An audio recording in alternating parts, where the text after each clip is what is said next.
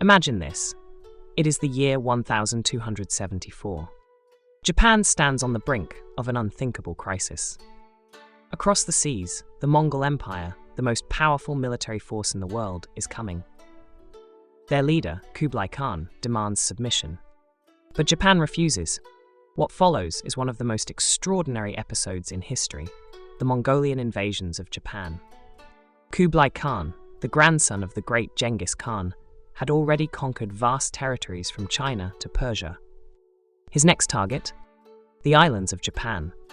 The Mongols weren't just invaders, they were innovators in warfare, combining terrifying discipline with advanced weaponry.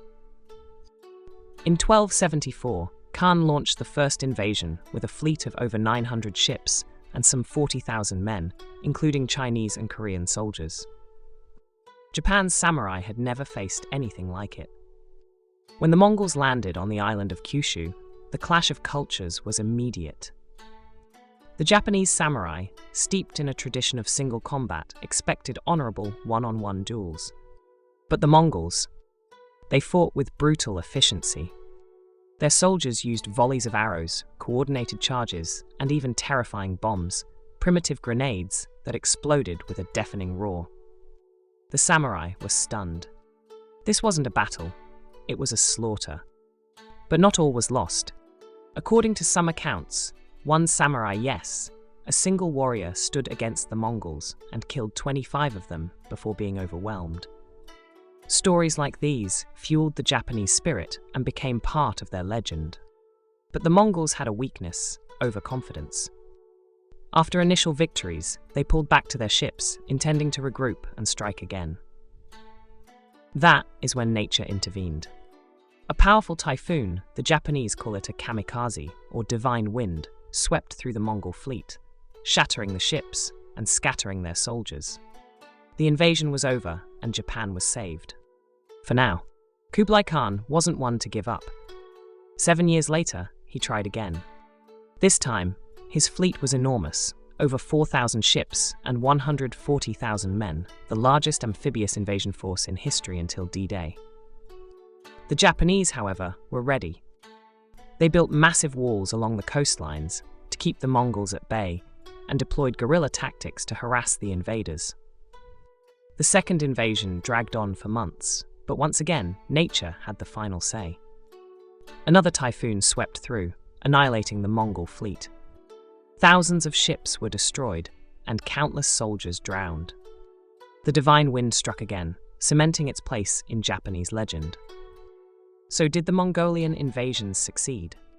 Absolutely not.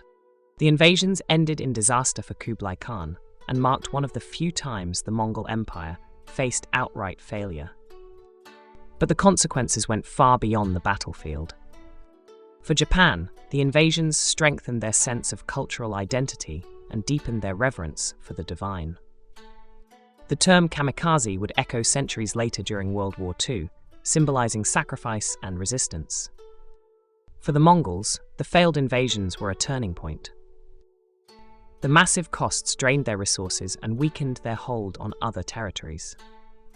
It was a reminder that even the mightiest empire could be humbled by forces beyond human control. Now, a word of caution. Some of these numbers, 40,000 soldiers in 1274 and 140,000 in 1281, might be exaggerated. Historical records from the time often inflate figures to emphasize the scale of events. The story of a single samurai killing 25 Mongols. It may be part fact, part legend. But one thing is certain, these invasions changed history. Today, the Mongol invasions are more than just a chapter in history. They are a story of resilience, ingenuity, and the power of nature. They remind us that even in the face of overwhelming odds, sometimes, the winds of destiny can turn the tide. Thanks for watching. If you enjoyed this story, hit the like button, subscribe to the channel, and let us know in the comments what historical event we should cover next. See you in the next video.